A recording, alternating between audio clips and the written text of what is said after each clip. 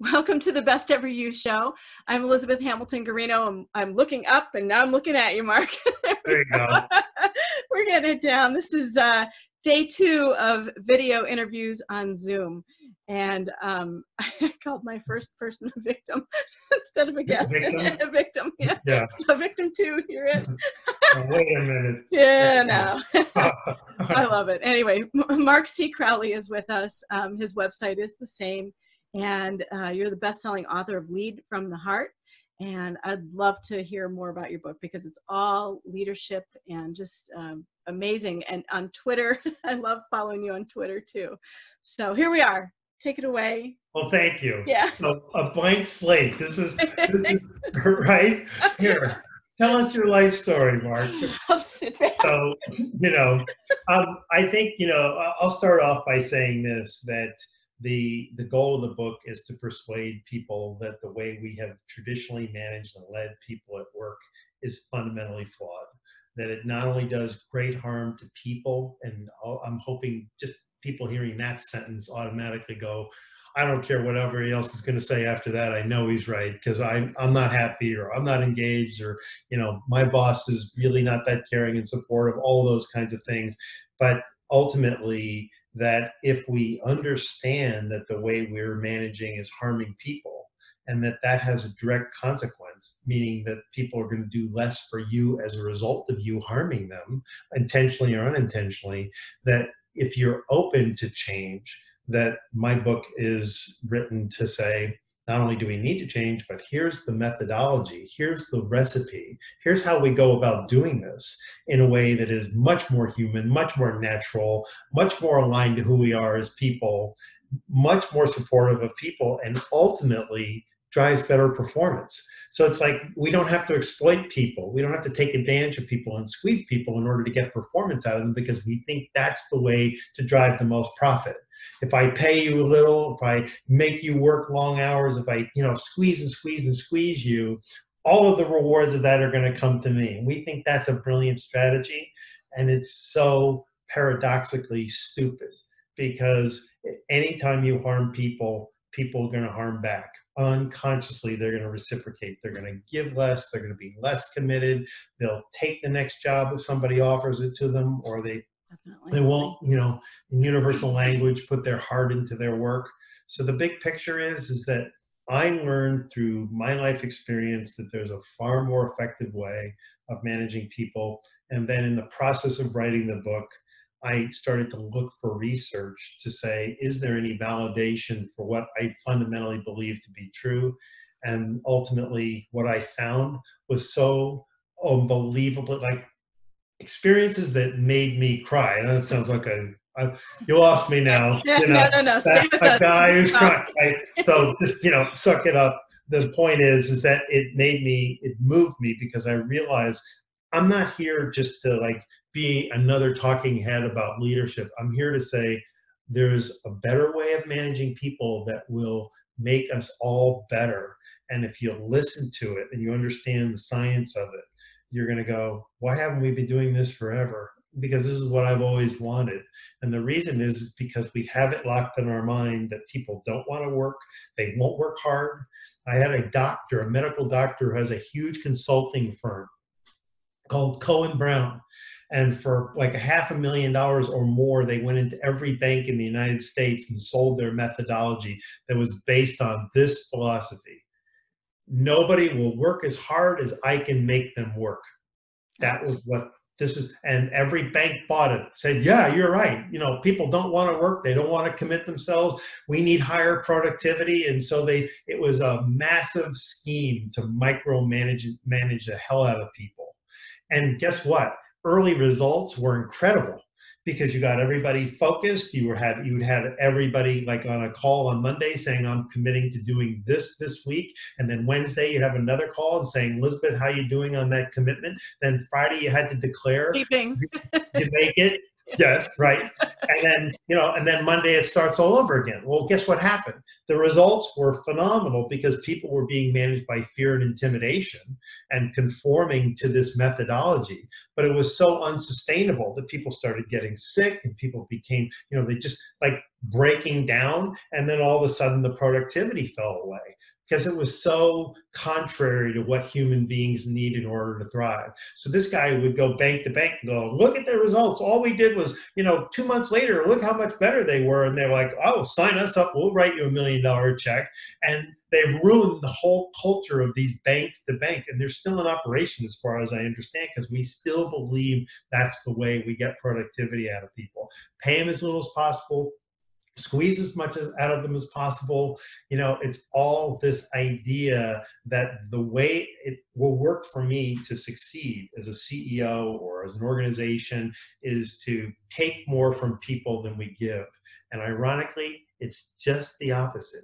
If you sized up my whole philosophy in one sentence, it's you reap what you sow.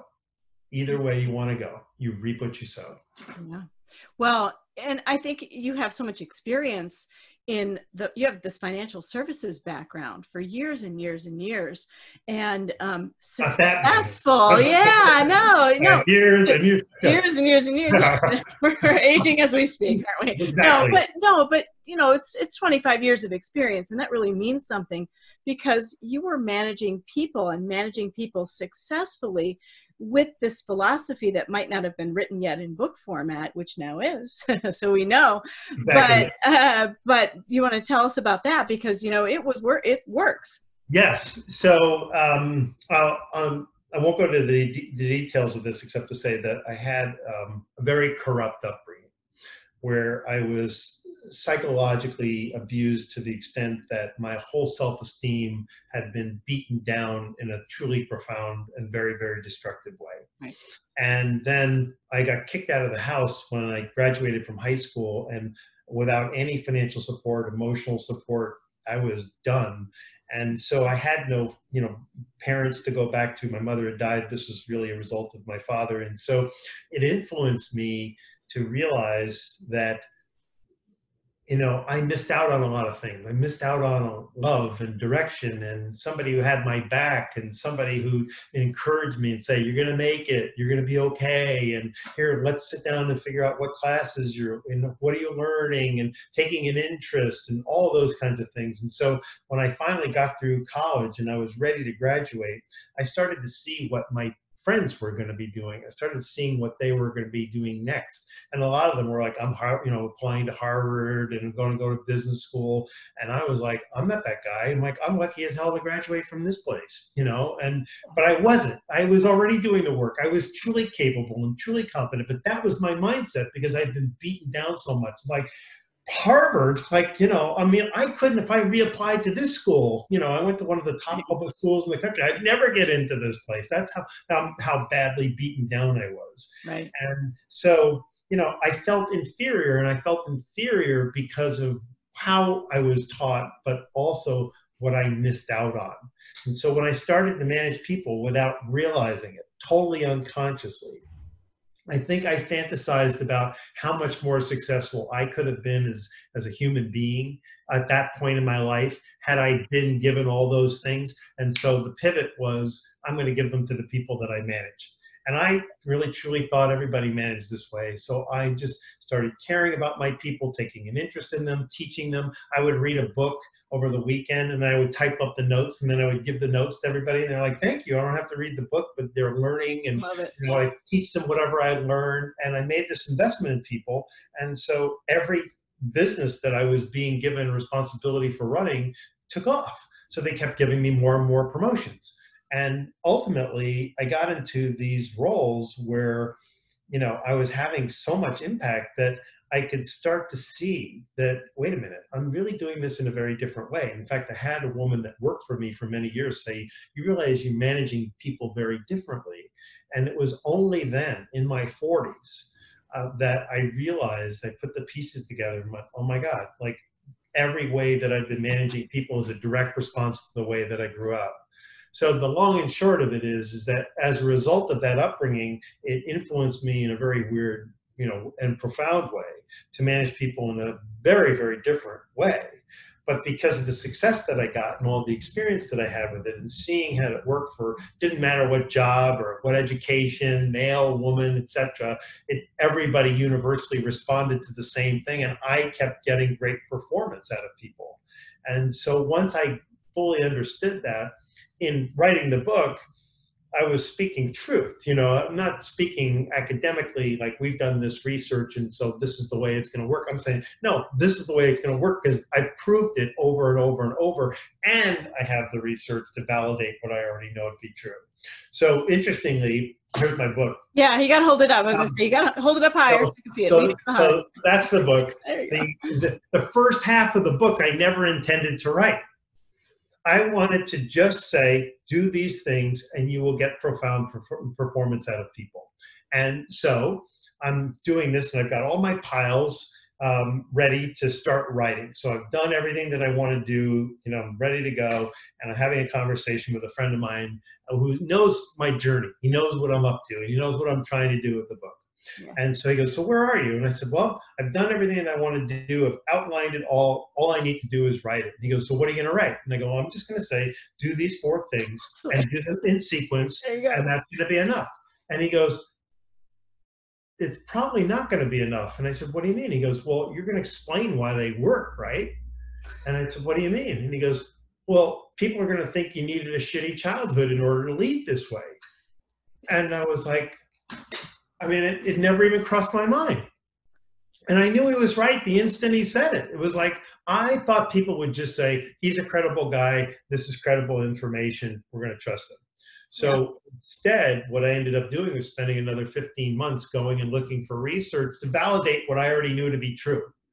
But what I found, Elizabeth, was so unbelievable, like extraordinary, mind-blowing information that I realized, wait a minute, like I'm not just talking about, here's a better way to manage. I'm talking about social change. I'm talking about blowing up a whole mindset about how we manage and lead people that could like just completely change how all of us live, and it's really interesting because since the book has come out, you see all these statistics about engagement being at record lows and not getting any better, turnover, highest levels of turnover in like the last 50, 60 amazing, years, right?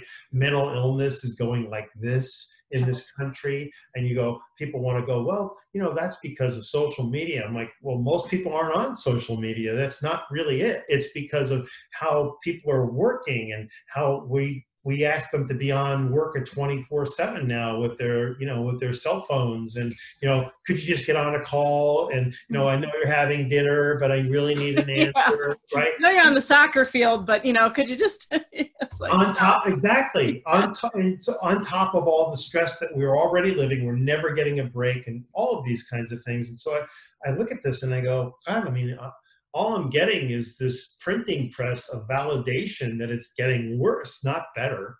And the only way it's going to get better is if we agree that the way we're doing this is not working. It's actually failing really badly. We're harming people. We're harming our organizations. We're hiring people and then they quit because they're repulsed by the culture of this company. They're repulsed by the duplicity, the lack of trust, the lack of care, the lack of respect, the lack of regard, the lack of appreciation, the lack of love, lack. And if you can change it, and by the way, there are organizations that, are embracing this, that have figured this out, that this is the way to go. And they're killing it. But it's so foreign to people. The book's called Lead from the Heart. So like that's dead on arrival with a lot of people. You were telling me earlier that you were on television, for many years. And I was interviewed recently by an Atlanta television station. So he's literally in the studio interviewing me just like you're doing, right? And so he's very television, he's all dressed up and he goes, so the name of your book is Lead from the Heart. And he just stops. And I go, sounds pretty weak, doesn't it? And he goes, yes. Like, what am I talking to this guy for? Like, why is this guy on television with me with a name of a book like that? And I go, well, you know, the reason you're That's talking so to me funny. is because this is real. This is serious. This isn't like Not a joke. religious or spiritual or any of that, you know, voodoo, woo woo. It's none of that. This is science, man. We're really trying to, and if you understand the science and you understand how human beings are motivated and wired, you won't laugh so much. And turned out that he grew up in my hometown and in New York, and we had this great conversation, but I really nailed it with him. I go, sounds weak, doesn't it? Yeah. And like, yeah, it sure does. It does. And a lot of people hear that, you know, and I think we were on the radio earlier, but a lot of people tried to talk me out of that. Don't go out there with lead from the heart or you're dead on arrival. But I'm doing it because, and I did it because I know it's true, and inevitably we're going to say lead from the heart. Of course, that's the way we do it. Right now it's lead from the heart, like what the hell is he saying? But we're going to get there, you know. Well, I think if you talk to employees, that's probably what they're, you know, begging for, somebody to lead from the heart, you know, from an employee standpoint. It's like, yes, please, I need a day off, a vacation, you know, some acknowledgement that I have you know, I've been an employee before with 4 children, all, you know, 2 years apart, you know, 2, 4, 6, 8 with a job.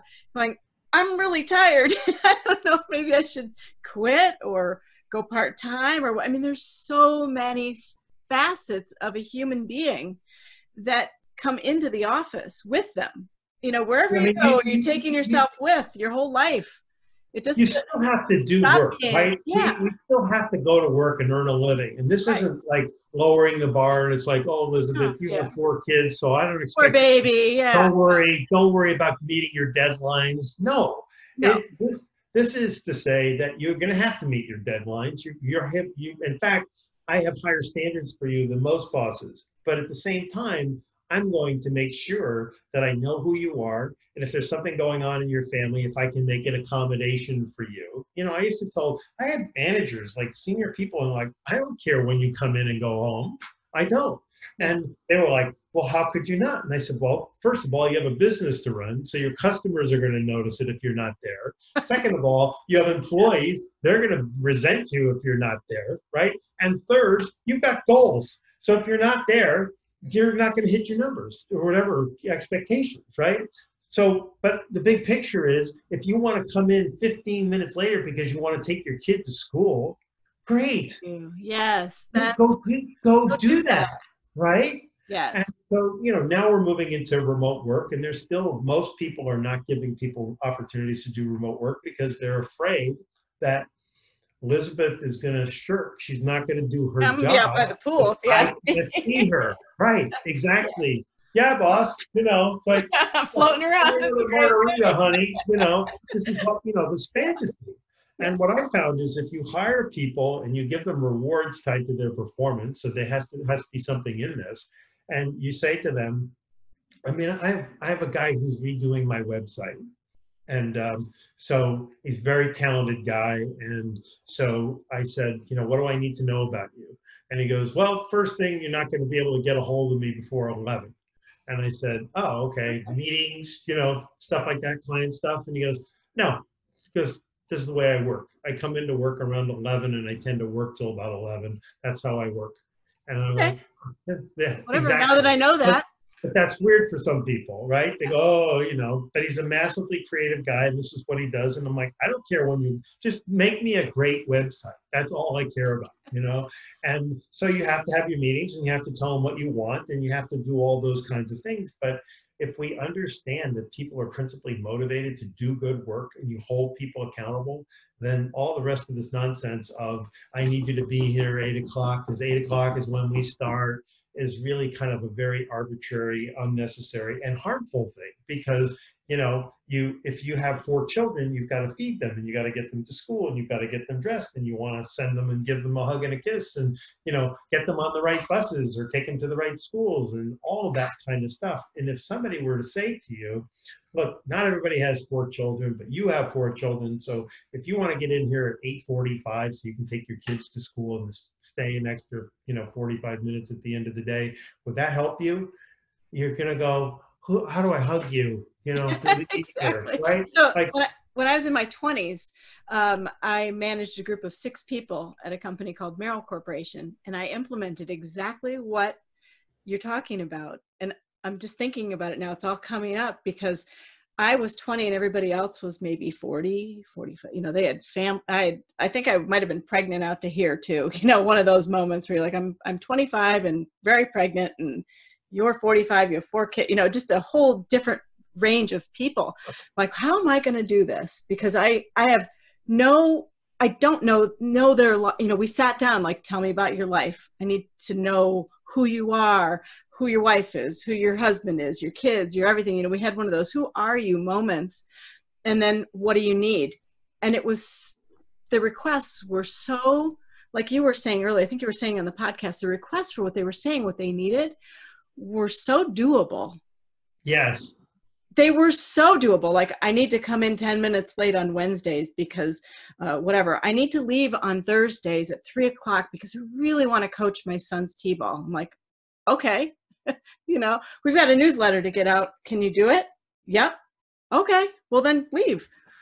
Just make sure we meet the deadline for getting that newsletter out on Monday or whatever it was, you know.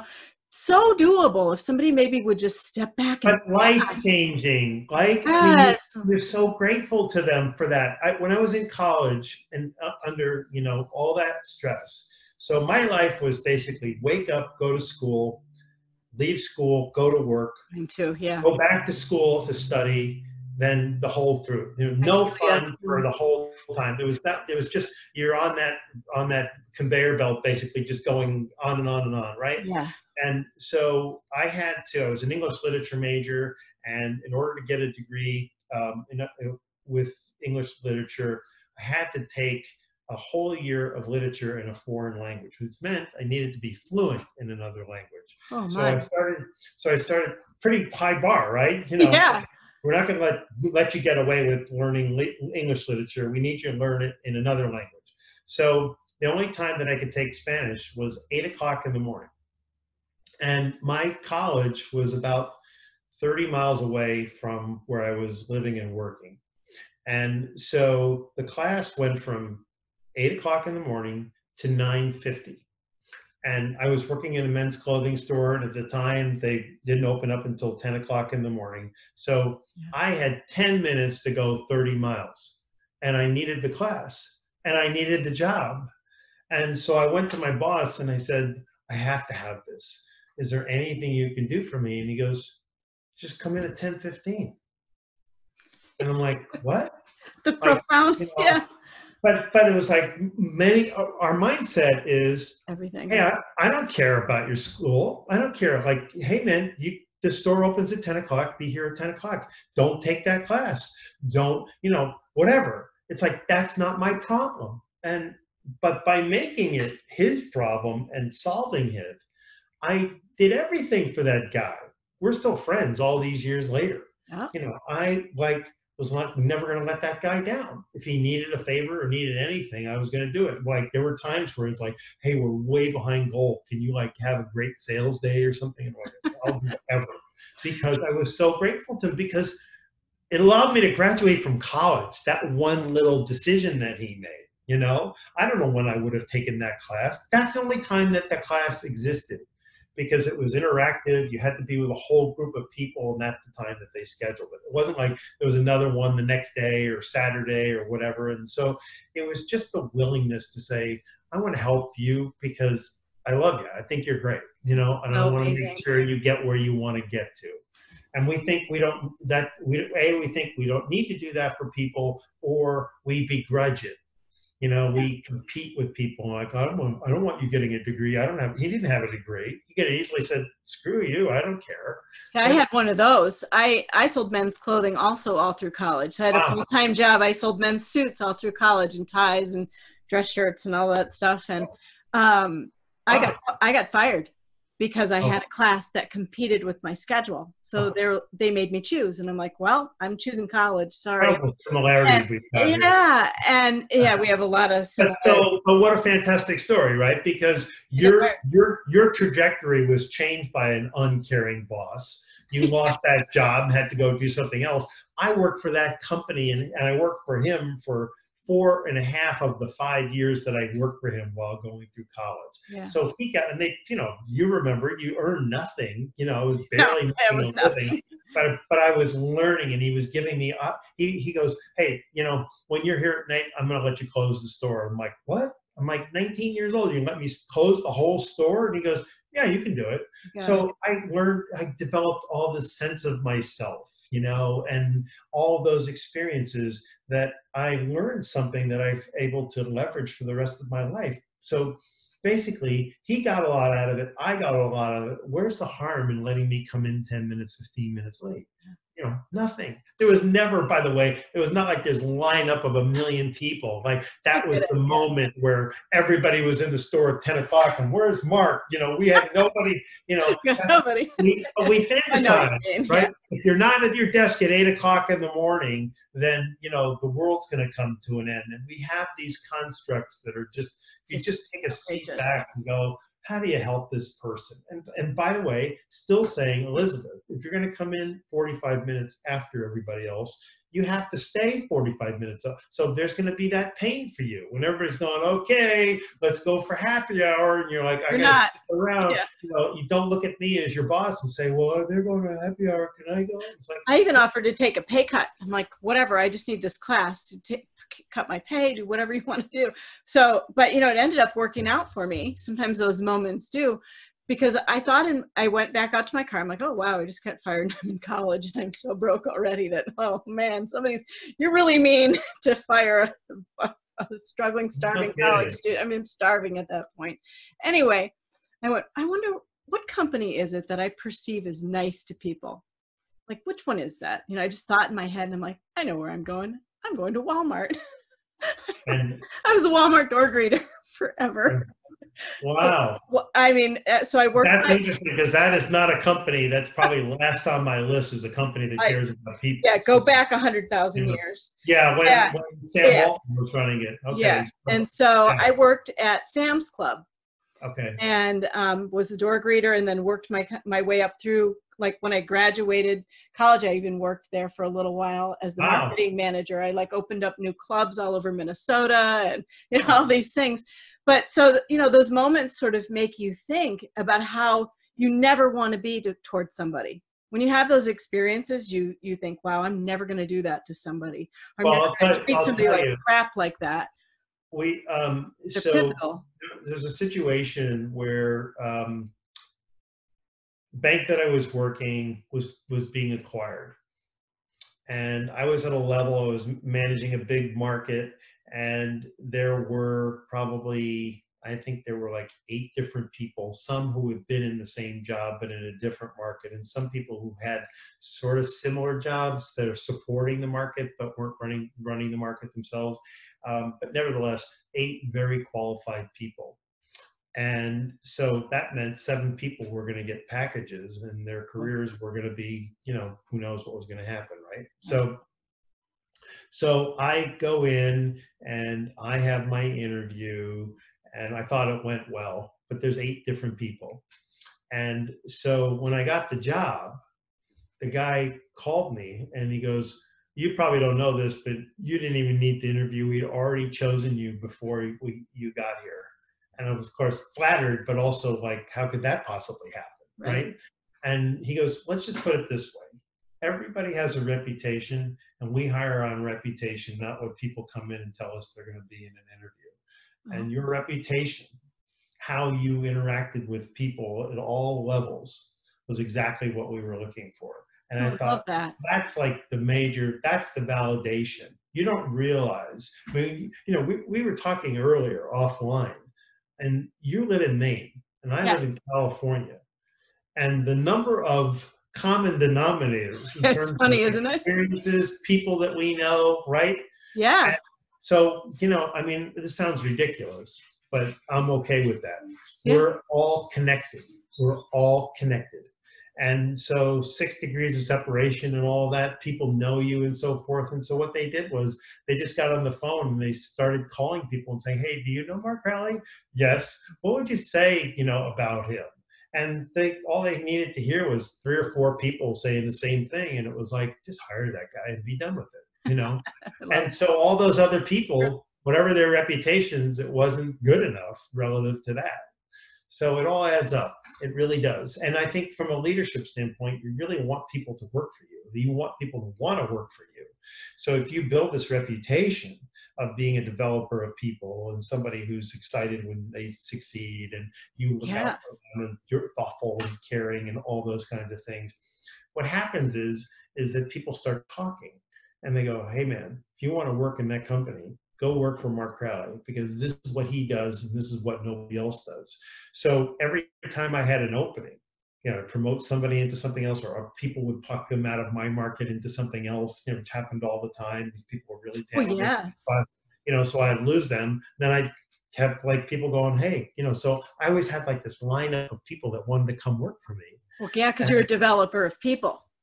And caring and supporting and giving people what they want, you know. And it was really interesting because when my book came out, people that I used to work with, not the people that worked for me, because this was no surprise to them, the people that I used to work with, people that were my peers. So I would say that my peers admired me because of what I was able to accomplish. But I would say that very few of my peers ever said, what's he doing to get that performance? They just said that, you know, he's a good manager or whatever, right? So now my book comes out. They haven't seen me in 2 years, and they go, lead from the heart. Like, did he have a mental breakdown since we've seen him? You know, like, did he become a religious nut or a spiritualist? Like, I'm not kidding. There was this, no kidding, cognitive dissonance. People didn't know what to make of it. When I told them that this was the name of the book, it was like, oh, really? I'm so sorry that life has gone so badly for you since you left banking, you know, financial services. I'm sorry to laugh. I remember feeling this and like going, what? Like you didn't know what that this is what I've been doing all along, you know, but they didn't. So they saw the summary of it as something that was like, well, we don't do that around here. But the thing is that you sort of alluded to this earlier. You don't. You don't. In the world that I came from, we don't think like this. So nobody ever bothered. They just thought, all fish swim the same. You know, he gets the results. Who cares how he's getting them? And then the book comes out and they're having to confront themselves with, oh, well, he must have been like us before he wrote the book. So something happened to him. Then he had to break down, and then he wrote the book about the heart. That's. No. Whoops. My connection is going funny. Can you hear me? Yeah. Oh, okay. So, yeah. So you could see that even then people didn't get what I was up to. Yeah. No, I think it's fabulous, and I think it's just exactly what the world needs, and the timing is perfect too, which is pretty incredible. Timing is something that sometimes is so important with books like this. It is. But I also think that this is one of those nuts to crack that you have to try a lot of different things. And so the point is that this wasn't like people woke up and go, oh, that guy's a genius, we need to start leading like this. What it was more like was, it starts off like a sequence, like death, you know, like you go, that's not happening, you know, and that's stupid, or that doesn't make any sense, or we don't bring the heart into leadership. And then the next stage is sort of like, kind of an interesting guy, you know, he's kind of got some interesting ideas, and then sort of gradually becomes, actually, those ideas make more sense to me, and then you have the tipping point. And I think that's kind of where we're at, where we all just sort of collectively at the same time go, you know what, this isn't working, we've got to change, and this is the way we're going to go. So global leadership platform. I'm going to connect you with them, because you'd be a brilliant interview for Adrian. If you don't know who he is, he's in South Africa, and he's got global leadership platform. Okay. And he's just he loves these types of books, this type of thinking, and he's trying to gather it. And it's hard to find because it's a different concept than what people's ears are used to listening to. But it's so it might, from a executive level, it might not be what's coming out of executives' mouths or behaviors as far as the way, but from an employee standpoint, it's what people are begging for. I used to think I used to think that this was going to come from enlightened CEOs, but unfortunately, they've been successful by leading the old way. Actually, very People successful. are tired though. I know, but the point is you got the people on the top and you have the people on the bottom. And I originally believed that all the people on the top needed to do was to hear the message, and they would understand that we've got to shift our culture.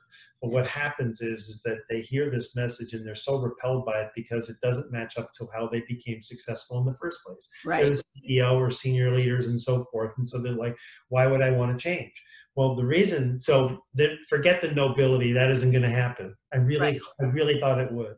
But what's happened instead was, so I'll tell you a story. My son went to the University of California, Berkeley.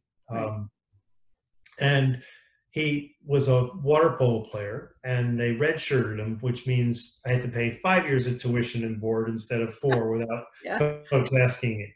Yeah. And so my son came out of college and he was debt free. And I thought that was a pretty great thing, Yeah. And I paid all that money for 5 years. And so we were having breakfast a couple of days after, he came home after graduation. And I said, what are you thinking you want to do? And he goes, don't judge him too quickly when I tell you what he said to me. He goes, I have 4 boys. He goes, I sure as hell don't want your career. That's what he said. Really? And of course, pierced me, like the money I paid for the marketing person, like, wait a minute, can I call the school back and get the money back? I was like, wait a minute, but I was like, what do you mean by that? And he said, I just, saw how you were abused in your whole career, and so he meant it nice. How hard you had to work to climb that ladder, and he goes, I don't want to be abused like that. So I ended up writing this article about how to manage millennials.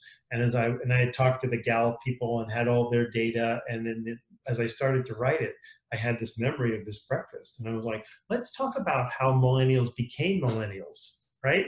And how they became millennials was they observed us.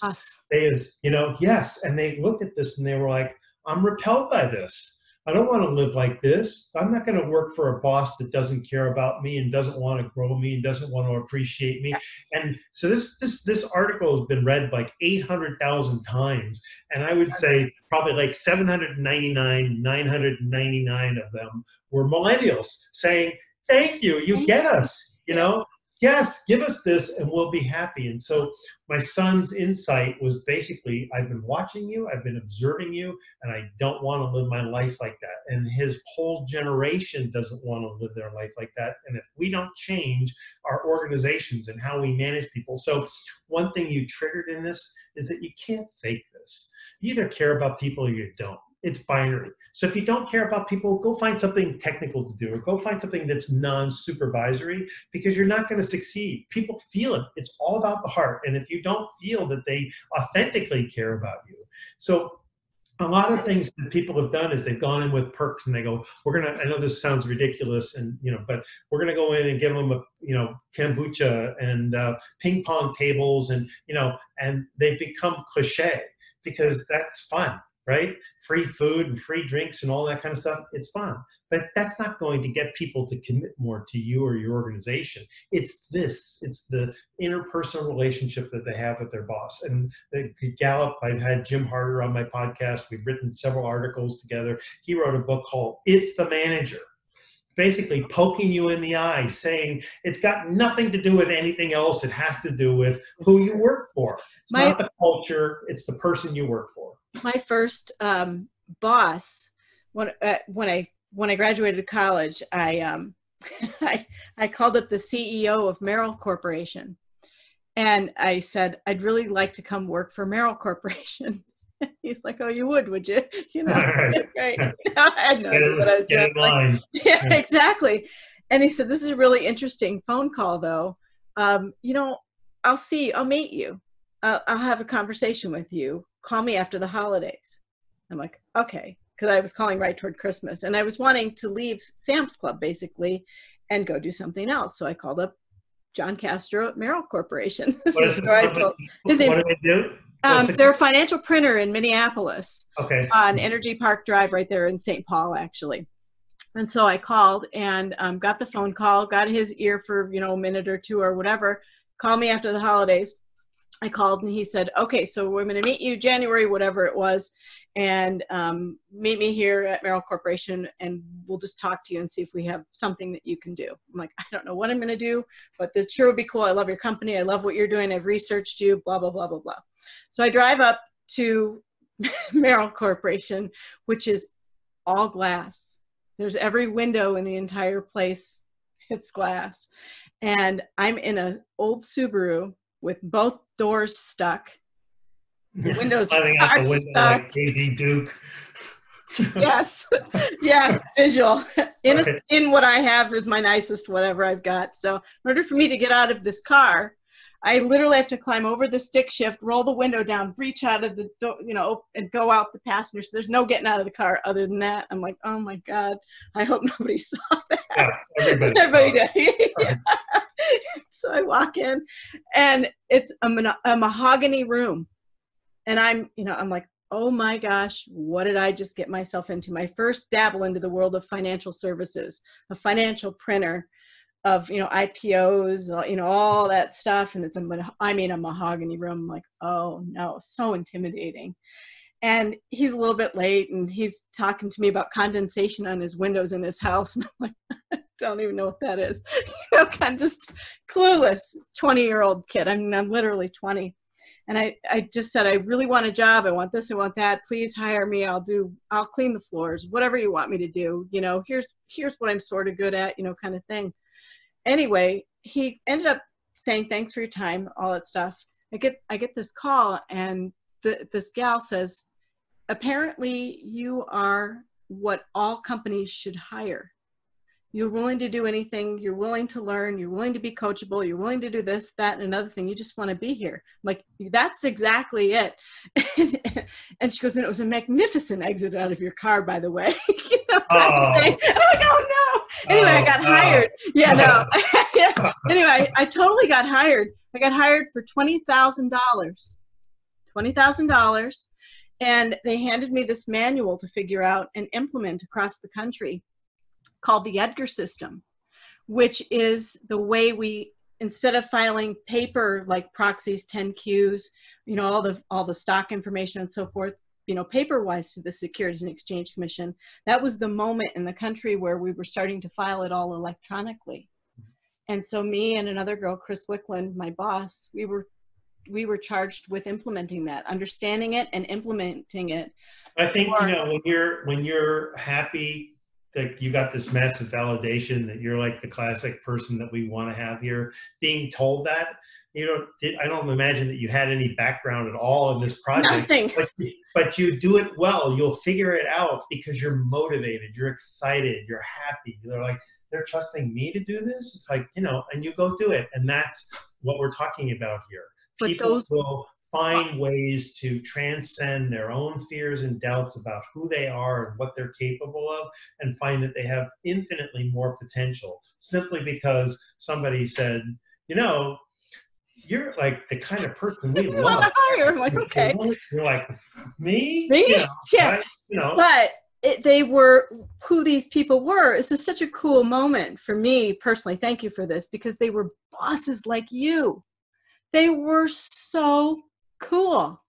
They were going to develop me as a person. They saw something in me that I did not see in myself. And I don't know, I go back and we'll go to Perkins every once in a while in Minneapolis, me and my old boss, and we'll just have chats about the good old days of everything. Because, I worked there for 10 years and did all sorts of crazy things. And it was just so much fun. But when it's so pivotal when somebody, I know we have to go into it and we're going on and on and on, but it's so pivotal when somebody sees something in you that you might not see in yourself.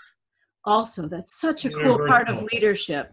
It is, and it's universal. Most people, like, I can relate. You're 25 years old, like, I'm getting these jobs, and I'm like, why are you giving me this job? Like, do you have any idea? Yeah, and they're looking at you going, hey, like, this guy's got potential. But I didn't see the potential. They saw the potential. And when they do that and they see it and they go, no, man, you're going to be a star. And I was like, I want to fulfill that. I want to live up to that. So they got out of me what they wanted, which was high performance, largely because they future paced it. They said, we see it in you, we know it's coming, and you're going to get there.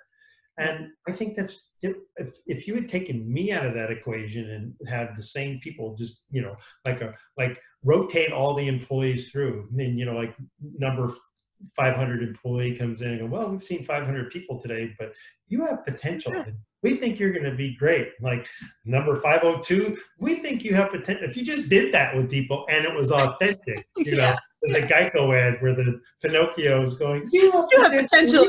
That's what made me laugh just now. Yeah. You can't fake that. You have to believe it. All of this has to be authentic, but when it is, it's pretty powerful. Pretty neat. Yeah. Well, thank you for this. And thank you for your book. It's awesome. I still love the first line. Everybody read his book. It's it makes you want to read more, going, he was really he's a person, and that's really? What happened. Real wolves? Really? Real wolves? Yes. Wow. Real wolves. Anyway. All right. Well, thank you. I can't thank you enough, and I hope you'll come back. Maybe write something for Best Ever You sometime. That'd be so neat. What an honor that would be. Wow. I would absolutely love that. So I appreciate you.